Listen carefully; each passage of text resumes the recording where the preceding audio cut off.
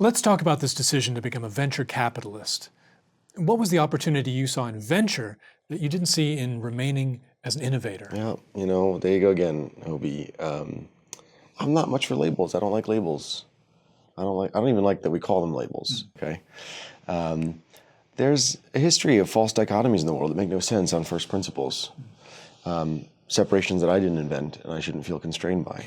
Investment, innovation, product, capital, truth, falsehood, equity, inequity, creativity, uncreativity, tennis, pasta. I mean, think about, as broadly applicable as this could be, what the world could look like if we decided from first principles to understand that certain things could belong together, that certain beauty could be introduced into the world, that certain wealth could be realized, that certain truth could be unlocked.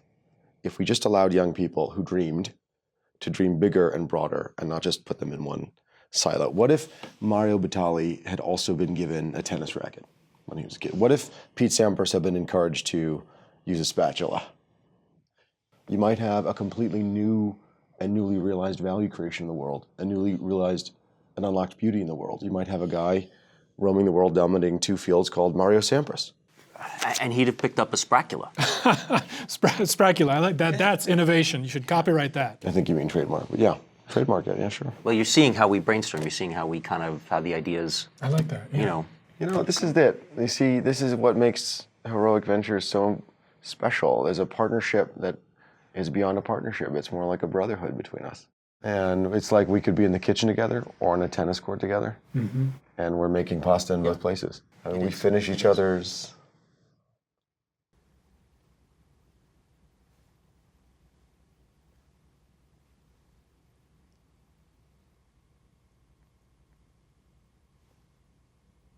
Sentences. Yeah, exactly. That's Moving on.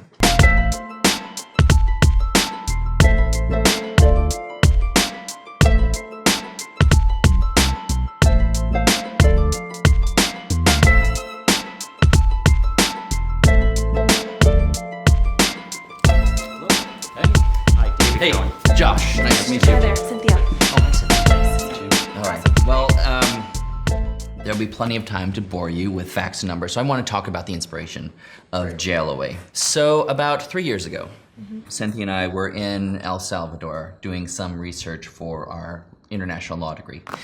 We decided to take a look at some prisons, get a feel for what they look like, the overcrowding situation, so forth. We're walking through the prison, right? I'm talking to Cynthia, very normal. I look over her shoulder and I see this young boy, couldn't have been more than 13 years old. Miguel, thank you. Kicking a rag around like a soccer ball. And I'm like, oh my God. Oh my God. This kid is a fucking gold mine. So what we do is we take non-violent offenders like Miguel.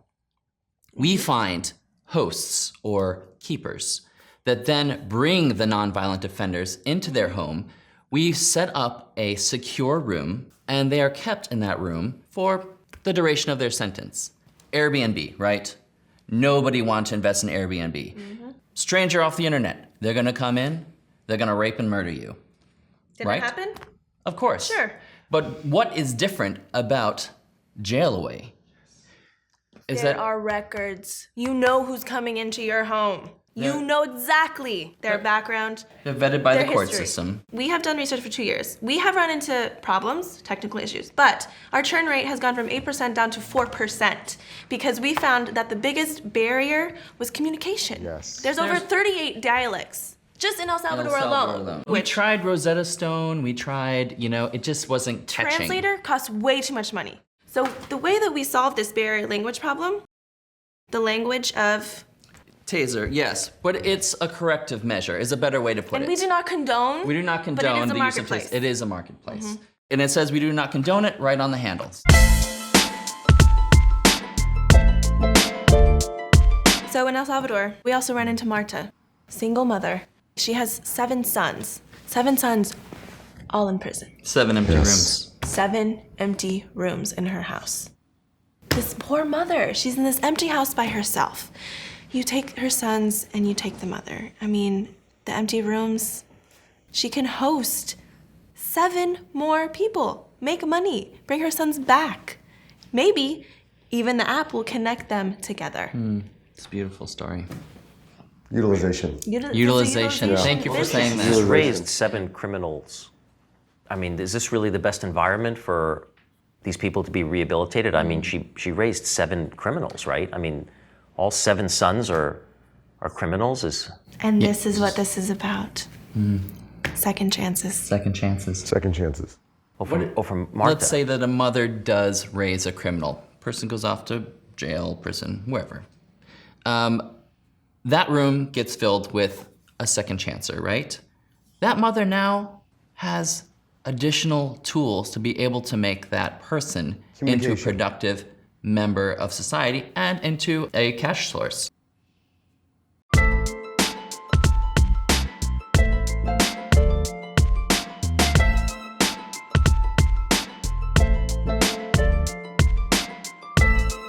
There's a lot of information coming at us from all over the place, and it comes at us really, really fast.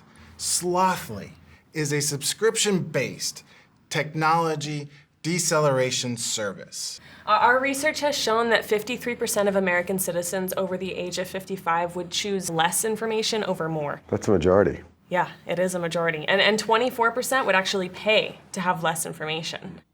So we've actually launched an incredibly successful pilot program in Sun City, Arizona. We started out with a free beta program that we installed in 120 homes. And in 8 months, we have grown to a subscription of 1,340 paid monthly subscribers. We install home-based units that we refer to affectionately as sloth units. Our Sloth units work seamlessly with your iOS or Android compatible apps, so they intelligently limit the speed and scope of the media that's available to our subscribers. You can control the speed of your information into your house to make it comfortable for you, how fast or how slow, but our customers prefer it slow. It even works on Netflix. We can make it so that you can only see 5 shows. Also, Hulu? Oh, Hulu, yes. Too many choices on Hulu. Amazon Prime, you name it, we got it. They're subscribing, but couldn't they just, if they wanted less information, couldn't they just maybe stop subscribing to the news they are getting? Who stops subscribing? Right. Yeah. Nobody stops subscribing. But who does that? But what they're doing is I they're don't saying, do that. I've never done that. this is coming too fast. I need this to slow down. Sloth-li. I need to limit the number of choices that I can make at any given time. That's why it's a movement. You use this product? I mean, very at home, smart. is this something you're all on? My grandma is on it. My parents Grandmother. use it. Yeah, my parents use it. Sounds like it's for older users, right? It is for older I think they users. said millennials also. Did you say millennials? Millennials as they age into it. Because we'll be honest, Sun City, Arizona is a retirement community. There's nobody over the age of 55. It makes sense now, how you put it all together in the Yeah. test bed. I'm pretty happy about this. I don't know, I don't want to give it away too fast, but I'm feeling pretty good. Yeah? Aren't you? No? Yeah. Of course. Yeah. Right, same Yeah, page. it's great. We I love usually it. are pretty synced up. Some people mistake us for actual brothers, though we're not. We behave that way sometimes. I thought that when I walked in. I really thought you guys were See? brothers. Yeah. I thought I it had too. the I mean, like, So what do you think? How do you feel? I know, I like it. You like this group, right? It's a I good do. team. It's a good feel.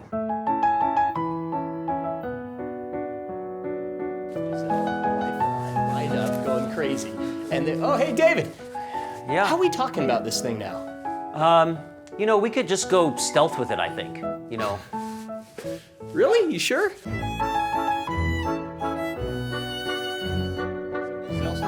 Brady says, no, if we're doing this, it's tequila this time. Oh, hey, David. Coming out of the gun a little hot this time, huh? You betcha. And so we all line up, all 4 of us in a row in front of the whole restaurant, pound this thing back. It was awesome.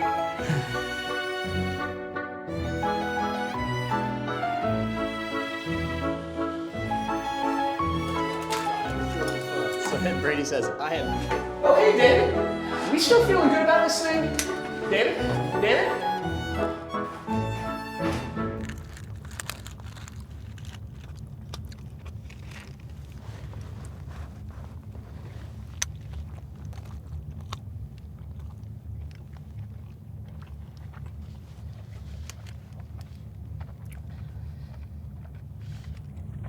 So you get nervous when you hear Michael outlining this radically new approach to venture?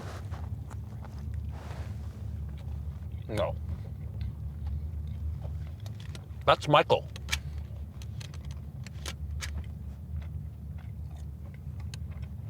Isn't he sort of tearing down like something you spent a couple decades building up? You know, I know it sounds like that, right?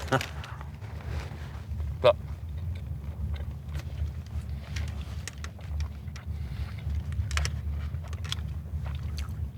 you need to understand, Michael and I speak a special language, all right? I mean, he speaks it.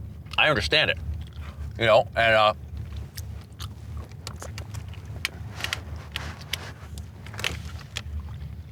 it sounds like he's, you know, laying conventional wisdom to waste.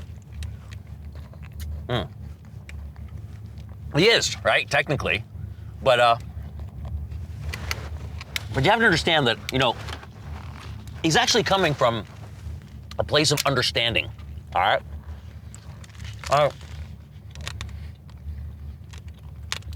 It's a place of reverence. Anyone who thinks Michael Furtick is not good for innovation doesn't get it, all right? He's not laying it to waste, okay? It's more like he's terraforming Silicon Valley, all right? He's replacing one landscape with just a much more fertile one, okay? Look, I'm thankful to Michael Furtick, all right? I mean, he's breathing new life into the model.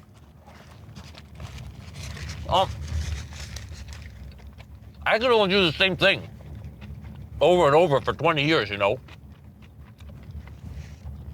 And now it's a new playbook.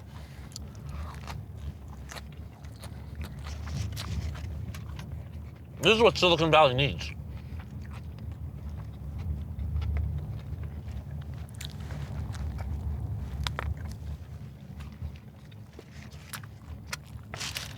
Well, you still seem to have that pioneering spirit. Yeah. I have Michael Furtick to thank for that.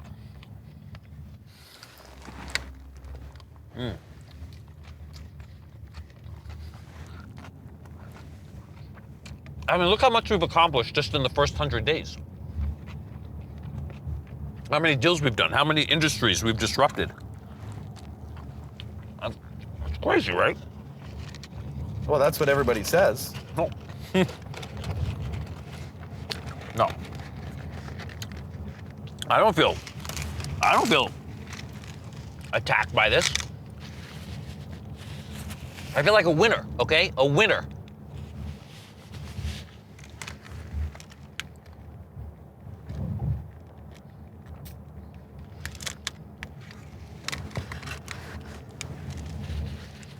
If you don't get that, then, I mean, it just means you don't speak the language. That's all.